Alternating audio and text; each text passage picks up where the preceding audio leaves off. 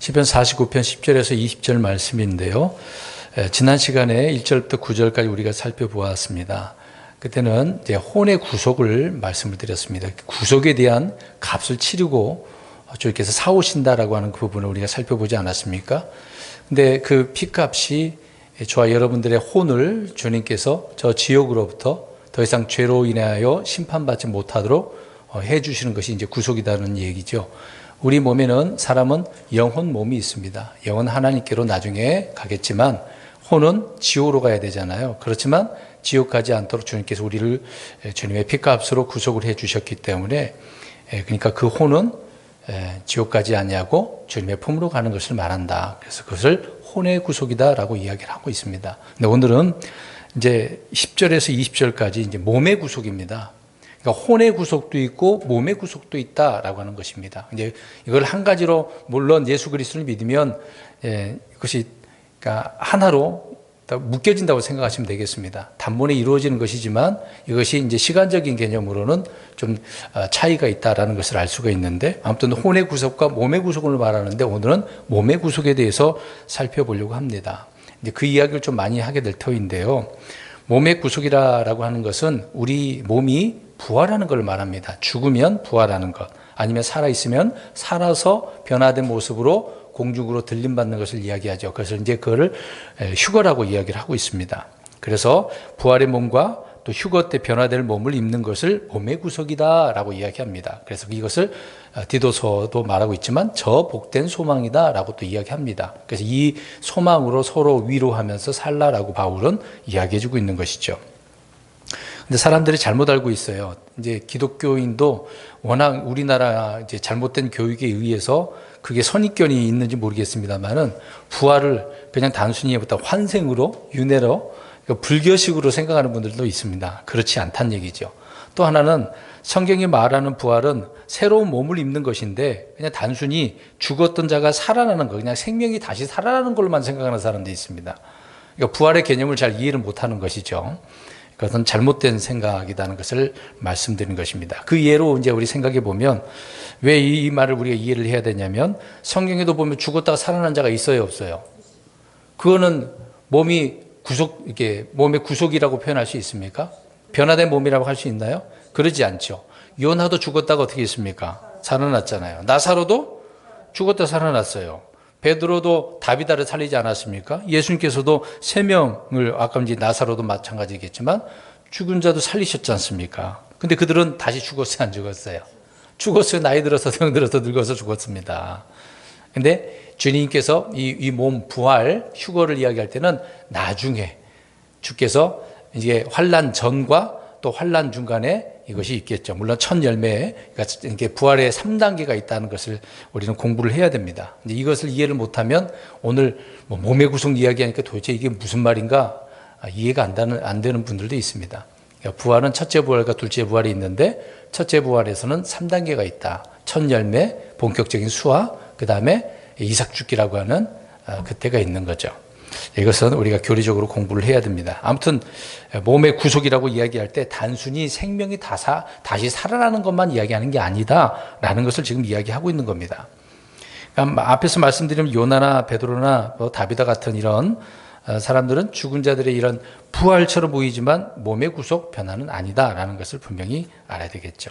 그래서 몸이 구속받는다라고 할 때는 몸이 부활의 몸으로 하늘에 있는 하나님의 천사들과 같이 또 우리 예수님과 같이 우리는 변화된다라고 하는 것을 알 수 있습니다. 예수님께서 마태복음 22장 30절에 이렇게 말씀하셨어요.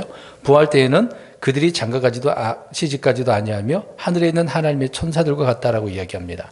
그러니까 하늘에 있는 천사들도 시집가는 거나 장가가는 일은 없다는 얘기죠. 또 우리가 부활하게 되어지면 마찬가지로 시집이나 장가나 하지 않는다라고 말씀을 하고 있습니다. 그래서 천사들과 같다라고 이야기하고 있는 거죠. 그래서 이 부활의 몸은 우리가 이제 부활하게 되어지면 정말 놀라운 변화된 모습이거든요. 정말 우리가 어디를 가든 4차원, 5차원 그런 세계는 뛰어넘을 수가 있습니다. 여기 현재 지구에 있었는데 셋째 하늘에 갈 수 있는 그런 부활의 몸이 되는 거거든요. 음식도 먹을 수도 있고 안 먹을 수도 있고 우리는 더 이상 이제 이미 약속을 받았기 때문에 영원한 생명이 주어져서 나중에 생명나무에서 나는 과실을 먹을 필요가 있습니까? 없어요. 예수 믿으면 자동적으로 영원한 생명을 얻게 되어지기 때문에. 그러니까 그래서 이 변화된 몸은 육신의, 지금 현재 이 육신의 몸은 정욕에 빠져 있지 않습니까? 욕심에 끌리고 연약하고 병들고 아픔도 있잖아요. 근데 변화된 이 몸은, 구속받은 몸은 그런 거에 대해서 지배를 받지 않는다. 뭐 장가도 시집도 안 간다고 하니까요. 결혼할 필요가 없으니까 그러겠죠. 그러니까 더 이상 또 죽을 수도 없는 영원한 몸이 되기 때문에 그렇다. 그래서 천사들과 동등한 그런 몸을 입는 것을 몸의 구속이다라고 예수님은 마태복음 22장에 이렇게 말씀을 하셨던 것입니다. 또 우리 주 예수 그리스도 죽으심과 피로 우리는 이제 혼의 구속을 받은 자들이 이렇게 몸의 구속까지 받게 되어졌으니까 얼마나 감사하겠습니까? 영은 하나님께로 돌아가고, 물론 나중에 다 합쳐지는 부분도 있겠습니다만은, 어쨌거나 우리는 주님께서 오실 그날 우리는 그때 변화된 모습으로 되어지는 것은 기대가 안 되나요? 뭐 죽음이라는 것도 그래서 우리는 뛰어넘고 아무 소용이 두렵지도 않지 않습니까? 이런 소망으로 살아가는 거죠. 그래서 더욱더 이런 몸의 구속을 기다리며 사는 사람들이 되어야 된다. 그래서 바울이 로마서 8장 23절 말합니다. 그들뿐 아니라 우리 자신 곧 성령의 첫 열매를 소유한 우리까지도 속으로 신임하며 양자 삼으심, 즉 우리 몸의 구속을 기다리면, 이 몸이 어떻게 하는 것을 기다린다는 얘기예요? 앞에서 쭉 이야기했잖아요. 부활, 변화된, 휴거한 그런 모습을 기다린다. 그걸 몸의 구속을 기다린다라고 바울은 말씀을 하고 있는 것이죠.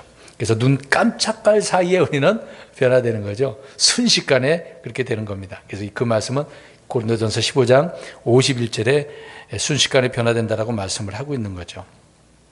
이런 아름다운 천사들과 같이 주님의 몸과 같은 이런 변화된 모습, 정말 우리는 더욱더 큰 소망으로 주님을 소망해야 될 줄로 믿습니다. 또 하나 또 이걸 설명드려야 되는데, 몸의 구속에 대해서요. 그래서 우리는 변화되어지면은 부활의 영광으로, 부활의 소망으로, 또 부활의 권능으로, 부활의 몸으로 그렇게 된다는 것 아니겠습니까? 이거는 우리에게 주어진 약속이니까요. 그래서 우리 그리스도인들에게, 구원받은 그리스도인들에게는 이게 복된 약속이다, 간절히 바라는 것이다라고 또 로마서 8장 29절에도 이야기를 하고 있는 것입니다. 거기도 보니까 자신의 아들의 형상과 같은 모습이 되게 하셨으니라고 되어져 있어요. 그래서 천사들과 같이 우리 예수님처럼 우리가 그렇게 변화가 된다라고 이야기를 하고 있는 것입니다. 그래서 그리스도와 같은 형상이다라고 이야기하니까 얼마나 또 감사합니까? 사실 지금은 부모를 통해서 우리 입고 있는 이런 몸, 육신의 몸이었는데, 그런 형상이었는데, 이제 이런 형상이 아니라는 얘기죠. 어떤 영적인 아름다운 그런 형상이 되어진다라고 말씀을 하고 있는 것입니다. 그래서 분명히 혼의 구속과 몸의 구속을 구분해야 되는데, 오늘 몸의 구속을 이야기하고 있다라는 것을 기억하시고 한 절씩 살펴보겠습니다. 49편 10절입니다. 이는 지혜로운 자들이 죽고 마찬가지로 어리석은 자와 짐승 같은 자도 멸망하여 자기 재물을 남들에게 남기는 것을 그가 보기 때문이니다 라고 되어져 있습니다. 근데 이 구절은 앞에 9절 말씀, 9절에 그 사람은 모두 죽고 영원토록 살지 못하고 누구도 썩음을 보지 아니할 자가 없다. 이제 혼에 대해서 그렇게 얘기했잖아요. 근데 이어져서 그 육신이 어떻게 된다는 얘기예요? 죽는다는 얘기잖아요. 죄와 사망의 몸으로 죽는다 라는 것을 지금 이야기를 해주고 있는 것입니다. 10절에요. 그래서 지혜로운 자들도 죽어요. 근데 지혜로운 자들도 죽고 악한 어리석은 자들도 죽죠. 다 죽는다, 그 얘기를 하고 있는 겁니다. 그러니까 사망이라고 하는, 이 죽음이라고 하는 것은 얼굴이 아름답게 잘생겼든 아름답게 생겼든 그런 게, 잘생기든 못생기든 이 죽음은 누구에게나 온다. 잘 살든 못 살든, 지위가 신분이 있든 없든 간에 빈부귀천을 떠나서 어느 누구에게도 죽음은 오는 거죠. 나이도 상관없습니다. 태어나자마자, 또 뱃속에서 죽은 아이들도 있지 않습니까? 어떤 위대한 사람들도 마찬가지로 다 죽는 거죠. 아무리 착한 일을 많이 해도 소용없습니다. 무슨 일을 해도. 근데 흔히 그러잖아요. 하나님, 내가 지금까지 주님을 위해서 얼마나 믿음으로 잘 살았는데요. 근데 왜 내게 지금 암이 걸려가지고 나 죽게 만듭니까? 제가 여러 번 그 책을 소개한 적이 있잖아요. 화임이라고 하는, 왜 납니까? 라고 하는 책이거든요. 미국에 있었던 이제 한국 분인데, 열심히 주님을 위해서 이제 헌신하면서 살았는데 갑자기 암 걸려서 이런 상황이 오니까 이제 하나님 앞에 하소연했던 것이죠.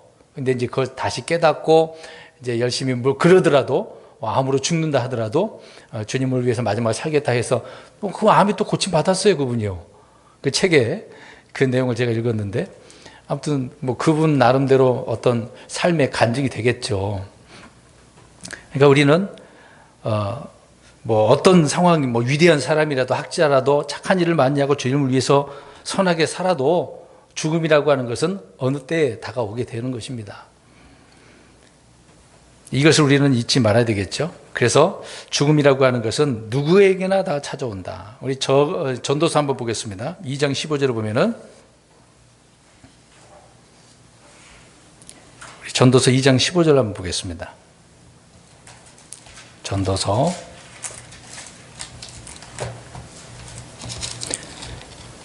2장 15절 시작. 그때 내가 내 마음속으로 이르기를 어리석은 자에게 일어나는 일이 내게도 일어나는데 어째 내가 더 지혜로웠던가 하고 이에 내 마음속으로 이르기를 이것도 헛되다 하였노라. 그러니까 지혜로운 자에게 어떤 일도 다 있을 수도 있는 거죠. 좋은 일도 있고 굳은 일도 있을 수 있고 죽을 수도 있고 그렇게 불만을 가지고 말을 할 수는 있겠죠. 근데 이런 것까지라도 전도자는 헛되다라고 이야기를 하고 있는 것입니다. 헛되다. 이게 모든 것이 헛되기 때문에 그런 것에 뭐 집중하지 말라는 얘기가 되겠죠. 어찌됐든 오늘 49편 10절에 보니까 지혜로운 자들이 죽고 마찬가지로 어리석은 자와 짐승 같은 자도 멸망한다. 다 멸망한다. 근데 이들이 자기 재물을 남들에게 남기는 것을, 이게 무슨 말이겠어요? 열심히 모아서 부유한 자가 됐어. 죽었는데 그것이 누구의 것이 되냐 이야기예요. 가져가지 못한다. 그렇죠? 남의 것이 누군가는 가져가는 거예요. 가족들이 가져가든 아니면 그것이 가족들도 없으면 다른 사람이 사회에 그냥 환원되지 않겠습니까? 11절 봅니다. 그들이 속으로 자기들의 집은 영원히 지속되며 자기들의 거처는 모든 세대에 이를 줄로 생각하는도다. 그러므로 그들이 자기들의 땅을 자기 이름을 따라 부르는도다. 희한합니다. 이제 그들, 이게 이제 어떤 지혜가 있든 아니면 어리석든 짐승 같은 사람이든 이제 그런 사람들 이야기하고 있죠. 근데 그들이 속으로 무엇을 이야기해요? 어떤 말 하고 있는 거예요? 자기 이제 집이 있어, 거처가 있어. 영원히. 모든 세대에 계속해서 막 이거 이어질 줄 알아. 이게 어리석다는 얘기잖아요. 사람도 죽을 때 아무것도 가지지 못한다라는 것을 알면서도 속으로는 이런 생각을 하는 거예요. 내가 이렇게 벌었으니까. 이거 어떻게든 이걸 지켜보려고 하잖아요. 그래서 은행에 넣기도 하고 아니면 금고에 넣기도 하고 땅속에 묻기도 하고 이걸 이제 죽으면 누구에게 물려주지 이걸 지켜내야 되는데 별의별 생각도 많이 하잖아요. 근데 영원히 살지도 못하면서도 그런 생각을 하지 않습니까? 자자손손 잘 먹고 잘 사는 것으로 생각을 하는데 그러지 않는다는 얘기죠. 이 사울 왕을 우리가 생각해 보면 이 사울은 왕이 되었습니다마는 그의 죽음으로 인해서 왕권은 어떻게 됐습니까? 자기 아들 요나단에 가야 되는데 이스보셋 또 이스보셋 갔으면 얼마나 좋겠습니까? 그러지도 않고 아예 망해버렸어요. 본인의 처신을 얼마나 잘못했으면 집이 그냥 패가망신을 한 거죠. 전쟁에서. 그리고 그 딸들이 낳은 아이까지라도 죽음을 면치 못한 내용도 나오지 않습니까? 그 11절에서 말하는 그들의 희망사항을 한번 보세요. 우리 노래도 희망사항 뭐 그런 노래 있지 않습니까? 그들의 집이 영원히 지속되고 거처가 모든 세대에 이르겠다라고 하는 것이겠지만 세상 일은 아무도 모르는 거죠. 내일 죽을 수도 있고 모르는 일입니다. 그러니까 앞일은 아무도 모른다라는 것을 알면 거기에 집착을 하지 않겠죠. 아무리 건물이나 땅이나 도로 이름을 거기다가 누구의 이름을 낸대요? 그 뒷부분에 보니까 자기 이름. 저기 수원에 예전에 있을 때 동탄에 있을 때 그때 박지성 도로가 생겼어요. 유명하니까 수원에 살았다고 해가지고 박지성 도로라고. 그러니까 뭐 어떤 건물도 사람의 이름, 땅도 사람의, 도시도 사람의. 또 송가인 도로도 있어요? 그렇게 희한하네요. 이게 전국 우리나라도 그렇게 합니다. 이제 과거 역사적으로도 알렉산더 왕이 젊었을 때 물론 죽었습니다만은 대단한 사람 아닙니까? 그 사람이 정복을 했는데 그 도시의 이름을 알렉산더라고 해놨습니다. 특히 이제 이집트에도 알렉산드리아라고 있거든요. 근데 이 알렉산드리아가 이 도시 이름이 13개나 된대요. 근데 없어진 것도 있고 다른 거 이름을 바뀌기도 하고 지금도 있는 그런 경우도 있습니다. 미국에도 알렉산드리아가 있거든요. 전 세계로 막 이런 이름들이 있습니다. 현재에도 사람의 이름을 지금도 이렇게 도시나 지역이나 여러 가지 사용되는 경우도 많이 있습니다. 그렇게 한다는 얘기죠. 이들이 이렇게 해보려고. 근데 그렇게 됩니까? 안 됩니까? 안 된다는 거. 왜요? 몸이 어떻게 되니까? 혼도 그냥 지옥에 가지만 몸도 죽으니까. 몸은 지옥에 가는 게 아니죠. 무덤으로 가는 것이죠. 12절 보겠습니다. 그럼에도 불구하고 사람은 존귀한 가운데 거하여도 계속 머무르지 못하나니 그는 멸망하는 짐승들과 같도다. 앞에서 말씀드린 내용을 12절에 더 말씀하고 있죠. 그러니까 이런 사람들은 존귀한 가운데 있는 것처럼 보이잖아요. 나 큰 것을 이루었어. 이만하면 돼서 나 같은 이런 사람은 없어. 나 같은 이런 지위를 얻을 사람이 있을까? 그런 생각을 얼마나 안 하겠습니까? 많이 하겠죠. 그러나 이런 것들이 계속 머물러요? 머무르지 않는다라고 이야기를 하고 있는 것입니다. 아무리 땅에 이름을 붙인다 하더라도 길에다가 자기 이름을 붙인다 하더라도 영원히 살지 않기 때문에 라고 말씀을 12절에 하고 있는 것이죠. 그래서 무슨 짓을 해도 사람은 계속해서 육신 속에서 더 이상 살 수가 없다. 그 얘기입니다. 무슨 믿지 않는 사람들은 부활이 안 하고 그 몸이 그냥 땅속에서 계속 썩고 없어지는 거예요? 아니 나중에 부활하죠. 아니, 저기 그 백보자 흰 황장 앞에서. 백보자도 심판 받을 때 근데 그때 부활하죠. 곳으로 들어갈 때는 몸을 가진 채로 들어가는 다 그렇죠. 네, 합쳐져서 영혼이 합쳐져서 부활하고 불옷에 다 던져지게 되어 있습니다. 네. 그러니까 믿는 자도 부활하고 믿지 않는 자도 부활하지만 믿지 않는 자들은 심판받기 위해서 부활하는 거고 우리의 부활은 영원토록 주님과 함께하기 위한 변화된 영적인 몸, 아름다운 몸이 되겠죠. 실제 몸이기도 하고 변화된 몸이 되는 거죠. 그게 다른 것이죠. 아무튼 사람의 육신은 낡고 쇠하고 병들고 죽고 썩어버린다. 오래 가지도 않는 그 내용을 12절에 더 언급을 하고 있는 거죠. 아무리 존귀해도 소용없다. 근데 여기서 이제 또 우리 몸 이야기하면, 그러니까 사람의 몸, 이 몸 안에는 뭐가 있어요? 우리 영혼 몸 세 가지로 표현한다면, 이 겉에가 껍데기 몸이라고 한다면, 그 안에 이제 들어가면 뭐가 있나? 혼, 그 다음에 영이 있는 거죠. 그러면 이 몸은 집이라고 할 수 있지, 아닙니까? 그 장막집이라고 또 표현하잖아요. 그러니까 혼이 거기에 이제 거처하는 집이다라는 것을 알 수가 있습니다. 그러니까 혼의 장막, 혼의 집이다라고 표현하고 있는 거죠. 이제 혼도 문제가 되고 이 몸도 문제가 되는 불신자들을 우리가 이 말씀을 통해서 보게 되어지는 거죠. 그래서 12절에 이들은 뭐와 같다고 표현합니까? 이게 성경은 짐승들이라고 표현해요. 때로는 이제 벌레다라고 표현하는 거거든요. 이런 존재의 사람을 이렇게 표현하고 있습니다. 나중에 불옷에 들어가면 지옥에 있으면 벌레라고 표현하지만 지금 여기서 이런 사람들은 멸망하는 짐승들과 같다. 짐승으로 하나님은 취급을 해버리고 있네요. 왜? 이런 사람이 지금 무슨 말을 하고 있어요? 속으로 지금? 난 영원히 살 거야. 이걸 집과 거처 또 부유한 걸 계속해서 대대손손 이어갈 거야. 얼마나 교만합니까? 영원히 살 것처럼 생각하는데 그게 아니다. 그 얘기죠. 이런 사람들이 짐승들과 같다라고 말하고 있는 것입니다. 전도서 3장 18절에도 우리가 예전에 읽었던 말씀인데 자기들이 짐승임을 그들이 보게 하려 하십니다라고 말씀하고 있어요. 이런 자들이 어리석은 자라는 것을 알 수 있죠. 내 마음속으로 자꾸 그러니까 속으로 뭔가 말을 하는 거 있어요. 나는 이렇게 할 거야. 저렇게 될 거야. 그런 사람들은 짐승이라고 표현을 또 말하고 있죠. 짐승이 안 되려면 그런 생각도 마음에 속으로 생각할 필요도 없는 거죠. 하지 말아야 되는 것입니다. 13절 보겠습니다. 그들의 이 길이 그들의 어리석음이지만 그들의 후손은 그들의 말에 찬동하는도다 셀라. 후반부의 말씀이 좀 이게 무슨 말인가 궁금할 수도 있네요. 먼저 앞에 보면은 이제 그들의 이 길은 뭐예요? 존귀한 가운데 계속 살고 영원히 살고 잘 먹고 잘 살겠다 그 얘기가 되겠죠. 근데 그들은 이게 뭐다라고 표현합니까? 이건 어리석은 거야. 어리석은 거야. 그러니까 이들의 길이 사람의 그 종국적으로는 그 결말이 죽음에 이르는 거기 때문에 이건 어리석은 거야. 라고 말하고 있습니다. 그래서 사람은 모두 죽음의 길, 사망의 길, 멸망의 길이 있기 때문에 거기로 들어가기 때문에 그렇다는 얘기가 되는 거죠. 근데 이게 후반절에 보니까 뭐라고 이야기를 하고 있어요? 후손은 그들의 말에 찬동하는도다. 찬동한다는 말이 좀 이상하게 들릴 수는 있겠네요. 그들이 이같이 이렇게 어리석게 되어지는데 그들은 왜 이렇게 찬동한다고 이야기를 하고 있을까? 그러니까 이제 이 사람들이 말한 그 내용들을 나중에 후손들이 그대로 받아들인다는 얘기잖아요. 그러니까 그들도 역시 어떻게 한다는 얘기예요, 속으로. 어리석음 속에서 이런 말을 한다는 얘기예요.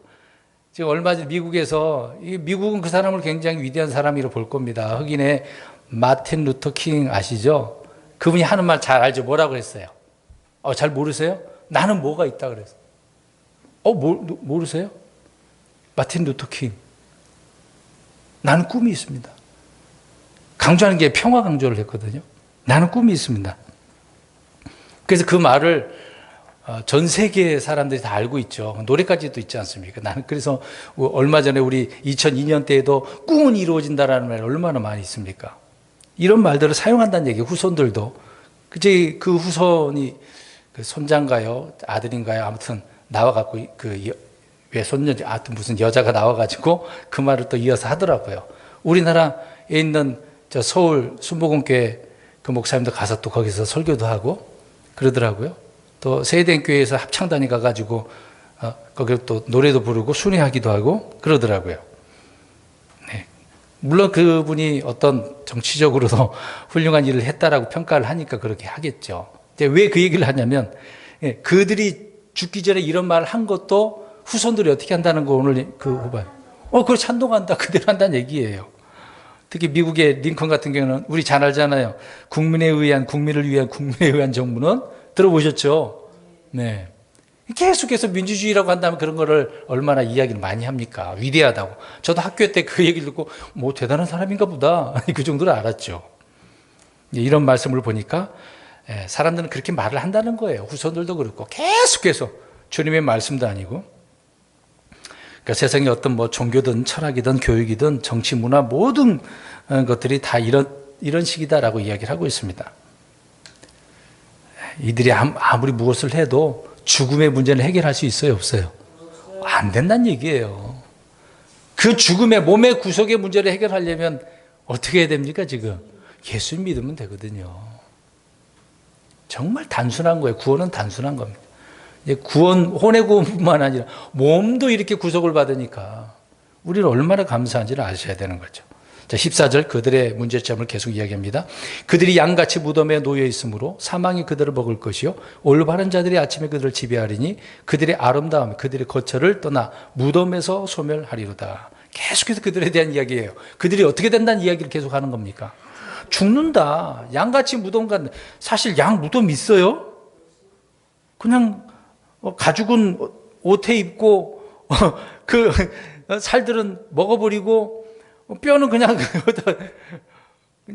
버려버릴 텐데 양같이 죽으면 무덤에 간다 그 얘기를 강조하고 있는 거죠. 몸의 죽음을 강조하는 겁니다. 몸이 무덤 속에 누우면 사망이 그들을 먹는다. 그래서 사망이 그들을 먹으리라 이야기합니다. 이제 죽는다 그 얘기를 반복적으로 표현을 하고 있는 거죠. 그러니까 사망을 의인화시킨 거예요. 의인화. 죄도 그라고 표현했지 않습니까? 창세기에. 그래서 사망이 붙든다, 사망이 들어온다, 사망이 군림한다, 사망이 다스린다. 이제 이런 내용의 표현이라고 보시면 되는 거죠. 그래서 사망은 무덤 속에 누운 자들을 먹는다라고 하는 것은 시체를 없애버린다, 흙으로 돌아간다, 소멸된다라고 표현을 하고 있는 겁니다. 그래서 14절 끝부분에 어떻게 된다고 그랬어요? 무덤에서 소멸하리라. 몸이 이제 다 썩어서 없어지는 거죠. 물론 하나님은 그것까지라도 다 나중에 부활시키겠습니다만은 심판하기 위해서요. 계속해서 보세요. 14절에 올바른 자들이 아침에 그들을 지배한다라고 이야기합니다. 여기서 이제 올바른 자들 그러니까 우리 그리스도인가 보다. 이거 아니에요. 그리스도인을 말하는 게 아닙니다. 신약 성경의 의인들, 믿는 자들, 그리스도인들을 이렇게 올바른 자들, 곧바른 자라고 표현한 적이 한 번도 없어요. 이제 요새 프로그램이 좋아가지고 검색 기능을 딱 치잖아요. 있는 그대로 다 구약에만 이 단어가 사용됩니다. 신약에는 그렇게 표현하지 않습니다. 그럼 누구겠어요?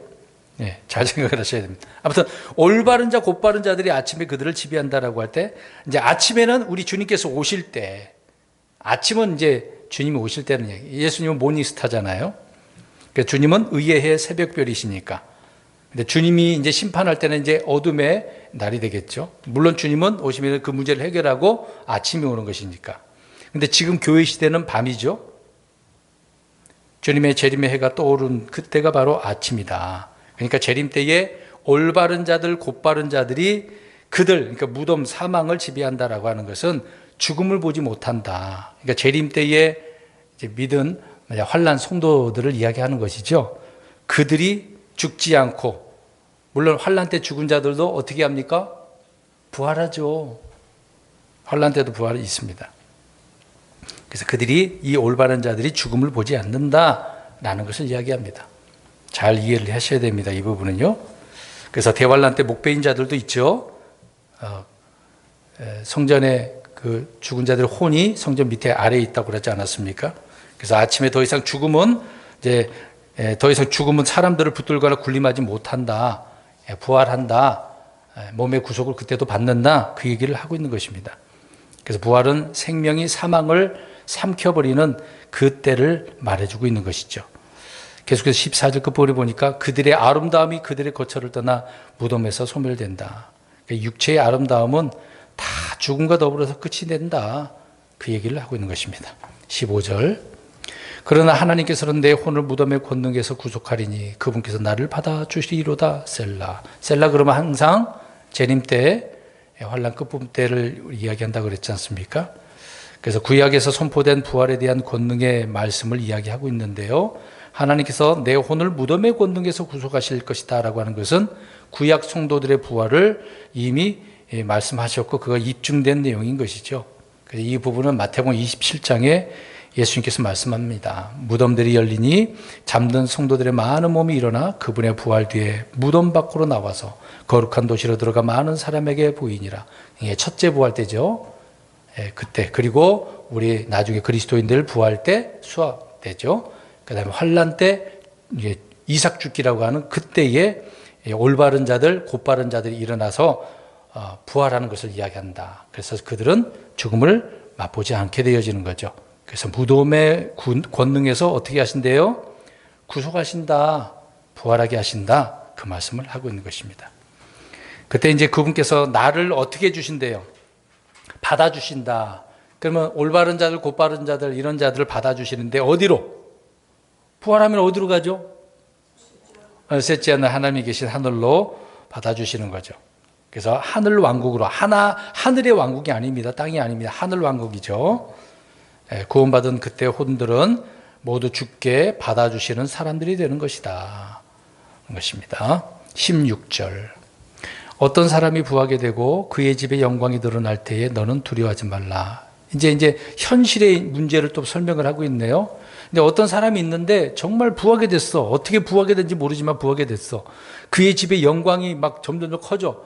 그러니까 돈이 많으니까 사람들도 많이 오고 우러러 보이기도 하고 이제 돈이 권력을 또 휘어잡지 않겠습니까? 그러니까 그럴 때에 이런 사람들을 두려워하지 말래요. 그럼 왜 두려워하겠습니까? 이들이 어떻게 하니까? 그런 부유함으로.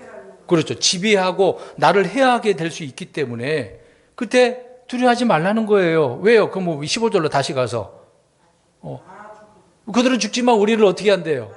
구속시켜 주신다. 그러니까 이스라엘 백성들 나중에 올바른 자들, 곧바른 자들, 남은 자들, 이기는 자들은 그렇게 하나님이 해주신다는 얘기겠죠. 1차적인 교리적으로는 사실 우리는 지금 걱정할 필요도 없는 거고 우리 그리스도인들은요. 그러니까 해야 할 등장을 아무리 그들이 부유해서 권력을 가진다 하더라도 걱정하지 마, 두려워하지 마 라고 한 번 더 강조해 주고 있습니다. 아무리 그렇게 그들이 늘어나 우리는 점점 더 쪼그라들어 없어지고 힘들어지고 괴로워지고 그러지만 괜찮다 이 말이에요. 걱정하지 말라는. 우리에게는 주님이 있지 않습니까? 우리 사사기서를 보면 알 수 있지 않습니까? 입다를 무시했던 그 형제들을 한번 보세요. 그렇게 쫓아냈다가 다시 전쟁을 위해서 한번 해보라고 하고 민족의 영웅이 되었을 때 얼마나 두려웠겠어요. 요셉이 국무총리가 되었을 때 형제들이 어땠습니까? 우리 내용 알잖아요. 딱 만날자마자 볼 때 이제 처음에 알아보지 못했을 때는 엎드려가지고 벌벌 떨었잖아요. 근데 실제 또 알아버렸어. 오픈해버리니까 그때도 벌벌 떨어갖고 이제 우리 죽었다. 나중에도 어떻게 했습니까? 아버지가 죽으니까 거짓말로 아버지가 우리 이제 살려놓고 잘 먹고 잘 지내라고 했어. 뻔한 거짓말을. 얼마나 두려웠겠습니까? 예. 이런 권력 앞에서, 부와 앞에서 우리는 두려워할 필요가 없다라는 것을 알 수 있습니다. 그래서 성경은 여기저기에서 두려워하지 말라라고 이야기합니다. 네. 17절 보겠습니다. 이는 그가 죽을 때에 아무것도 가져가지 못하며 그의 영광이 그를 따라 내려가지 못할 것이기 때문이라. 그래서 부자들을 두려워하지도 말고 부러워하지도 말고 시기하지도 말고. 왜요? 그들은 죽어. 뭐 나도 죽지만 그들도 죽어. 죽으면 그 아무것도 아니야. 그냥 똑같아. 그 뭐 없는 거 뭘 그 어떻게 하겠냐 이 말이죠. 죽은 사람이 뭘 가져가겠습니까? 그래서 이제 불교 용어지만 공수래 공수고. 우리 성경적으로는 뭐라 그래? 우리는 빈손으로 왔다가 붉은 몸으로 왔다가 붉은 몸으로 간다 그러니까 적신대각 적신거가 되겠죠. 네, 아무것도 안 가져간다.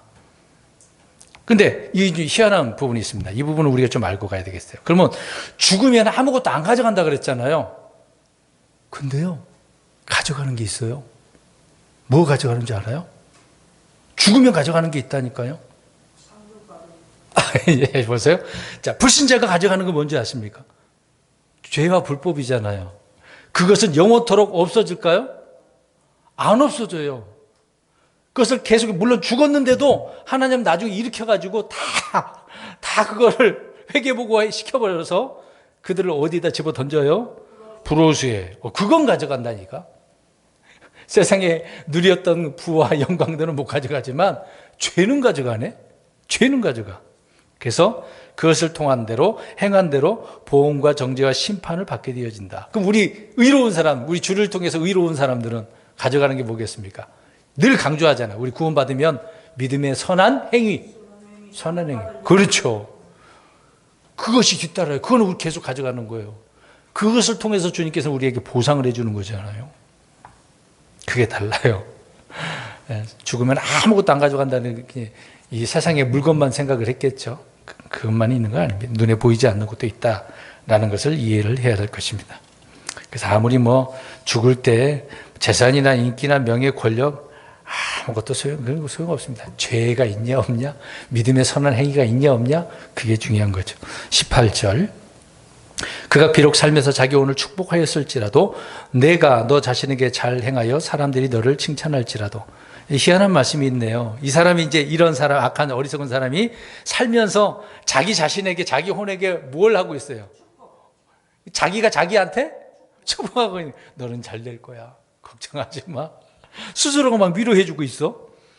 너 남은 인생 괜찮아. 지금 힘들지? 그래서 성경적 용어로 네 시장은 지금 미약하지만 내 나중은 어떻게 될 거라고. 그걸 어떻게 한다는 얘기예요, 지금 속으로. 자기가 자기를 하나님이 해주신 것도 아니고 스스로가 그렇게 하고 있네요. 이건 잘못된 거죠. 그러니까 자기 혼을 축복한다라고 하는 것은 자기가 행하는 일의 정당성을 지금 부여하는 거예요. 합리화시키는 겁니다. 스스로 막 위로를 하면서 내가 잘못했는데도 악을 행하면서도 괜찮아, 이건 어쩔 수 없었어. 하나님 다 용서해 주실 거야. 이거는 내 잘못이라고는 뭐 말할 수는 없지만 뭐 이런 식으로 말한다는 얘기예요. 자꾸 합리화시키는 거예요. 그러니까 하나님 앞에 회개도 제대로 다 내가 잘못한 건데 하나님 이거는 좀 이해가 안 되면 나는 한다고 해서 이렇게 했는데요. 이런 식으로 변명하는 거죠. 자기가 자기 혼에게 그렇게 한다. 축복한다. 말도 안 되는 내용을 지금 말하고 있습니다. 내가 내 자신에게 잘 행하여라고 합니다. 그럼 우리는 나 자신에게 잘 행해야 되는 게 뭐겠습니까? 뭘 잘해야 될 것 같아요? 믿음에 대해서예요. 성경을 보니까요. 잠언서에 주로 기록을 하고 있는데 우리가 잘하려면 궁유를 베풀어야죠. 이제 그런 잘한 거, 그런 부분에 있어서. 또 지혜를 얻는 거, 지혜를 얻어야 나를 지킬 수 있기 때문에 그러거든요. 남에게 궁유를 베풀면 하나님께서 그걸 또 갚아주신다고도 하지 않았습니까? 또 하나는 자기 입과 혀를 지키는 거. 혀 말하는 거. 그래 조심해야 된다. 아무렇게나 막 뱉어내서는 안 돼. 화가 난다고 막 욕설을 퍼붓고 저주를 퍼붓고 그러면 안 되는 거죠. 이 말이, 그 말수가 저번에도 말수를 적게 하라 그러지 않았습니까? 일요일 날에. 예. 이거, 예. 내 혀를 지키는 것은 나를 지키는 거예요. 말 한마디 잘못해갖고 죽은 사람도 많아요. 뭐 글자 하나 고쳐갖고 죽임당한 사람이 있는데, 또 주님의 명령을 지키라고 이야기합니다. 예, 그것을 명령을 지키는 자가 주님을 사랑하는 자라고 그랬거든요. 그리고 또 회개도 잘해야 돼요. 회개하는 것은 주를 기쁘시게 하는 거라고 말씀하니까 이제 우리는 죄에 대한 회개가 아니라 내 행위에 대한 회개가 되겠죠. 그리고 그래서 그때 우리는 자기를 낮춰야 된다. 특히 이제 마태복음 18장에 보면 하늘의 왕국에서 자기를 낮추는 자가 가장 큰 자라고 그랬거든요. 앞으로 천년왕국 때 이런 정말 겸손의 사람들을 볼 수 있게 될 것입니다. 그리고 자기를 부인하고 자기 십자가를 지는 것.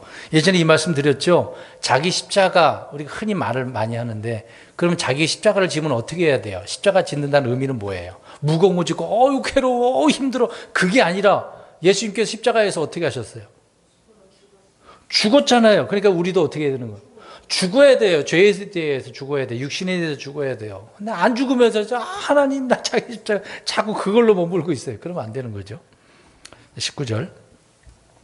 그가 자기 조상들 세대에게로 가리니 그들이 결코 빛을 보지 못하리로다. 이 말이 뭐예요? 결국 죽었는데 그들이 빛을 봐요, 못 봐요? 죽으면 끝난다. 그 얘기를 하고 있는 거죠. 그래서 모두가 죽는다. 빛을 볼 수가 없다. 불신자들은 죽어서 지옥에 간 어떤 부자처럼 죽으면은 혼이 지옥으로 가는 거다. 나중에 불옷으로 완전히 다 던져지게 된다. 그 얘기를 하고 있습니다. 이 부분은 뭐 그렇게 어려운 부분이 아니니까요. 20절. 존귀한 가운데 거하면서도 깨닫지 못하는 사람은 멸망하는 짐승들과 같도다. 앞에서 잠깐 언급했던 내용이지만 부와 권세, 명예를 가지고 산다라고 하는 것을 이야기하고 있네요. 그러면 정치인들이 주로 명예가 아닙니까? 얼마나 높아지겠어요. 그들은 이제 큰 자라고 또 표현하잖아요. 그들 가운데 부와 명예와 권력을 가지고 있는 자들이 많고요. 그래서 우리나라 같은 경우는 국회의원만 되면 내가 누군지 알아? 그 말은 뭐예요? 내가 국회의원이야. 까불지 마. 나 권력 잡고 있어. 내 말 한마디면 너 끝나? 공권력 행사하는 사람들이 얼마나 많습니까? 근데 그런 영화까지도 나왔잖아요. 아수라라고 하는 영화. 별의별 사람 다 있죠. 연예인들도 마찬가지고 이제 그들을 스타라고 하지 않습니까? 사업가들도 마찬가지고. 아무튼 이들이 존귀한 가운데 있지만 깨닫지 못, 여기 중요한 포인트가 있어요. 보세요. 깨닫지 못하는 사람은 뭐라 그랬어요? 멸망하는 짐승과 같다. 이게 중요한, 그러니까 깨달아야 된다라고 하는 거잖아요. 그러면 지금 깨닫지 못한 사람들 얼마나 많습니까? 이걸 깨닫게 해주려고 올해 우리 표 보겠습니다. 헤아릴 수 없는 그리스도의 부요하심을 선포해. 이 부요하심을 선포하는 건 우리 예수님 이런 분이야. 좀 깨달아. 그런 의미가 또 되겠죠. 깨닫지 못하면 멸망하는 짐승과 다를 바가 없다. 주님은 이야기합니다. 이런 자들은 뭐 짐승으로 표현하지만 그건 죽는다 그 얘기 있잖아요. 죽음과 더불어서 이런 자다라고 표현하고 있습니다. 그래서 성도들의 죽음은 주님의 눈에 얼마나 귀한 것이라는 것을 알 수 있습니다. 어리석은 자의 죽음은 하찮은 거죠. 멸망하는 짐승이라는 걸 했으니까. 저와 여러분들의 죽음은 주님의 눈에 귀한 거예요. 복된 자들이에요. 왜요? 우리는 어떻게 했으니까? 깨달았으니까 주님을 믿어야 안 믿어요? 믿죠. 이 진리의 말씀이 하나님의 말씀이라는 거 믿어야 안 믿어요?